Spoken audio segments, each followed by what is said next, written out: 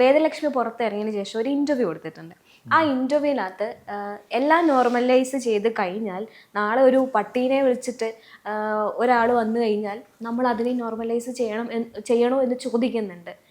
അതിനോട് സായിക്ക് എന്താ പറയുക? കല്യാണം കഴിച്ച് ജീവിച്ചിട്ട് തന്നെ പ്രശ്നം. വേദലക്ഷ്മിക്ക് നന്നായിട്ട് അത് അറിയൂലോ. കല്യാണം കഴിഞ്ഞ് ഇപ്പൊ അത് പ്രശ്നത്തിലല്ലേ. പിന്നെ പട്ടി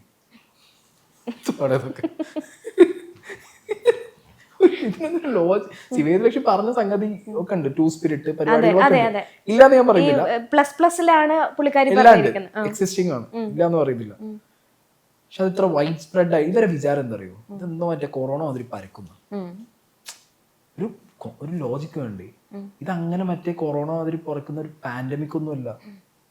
മനസ്സിലായോ? ബയോളജിക്കലി ഒരാളുടെ മാറ്റങ്ങളാണ്.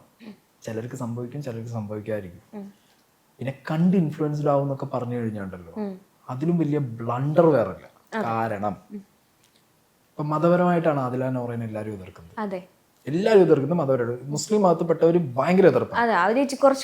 അവര് പറയുന്നത് കഴിഞ്ഞാൽ എന്ത് വരും? മുസ്ലിം മതത്തിൽ അല്ലെങ്കിലും അങ്ങനെയാ, കണ്ടു കഴിഞ്ഞാൽ പ്രശ്നം. അതുകൊണ്ടാണ് ദേഹം മറച്ചു കിടക്കും. ഒക്കെ കണ്ടാലോ കുഴപ്പം അവർക്ക്.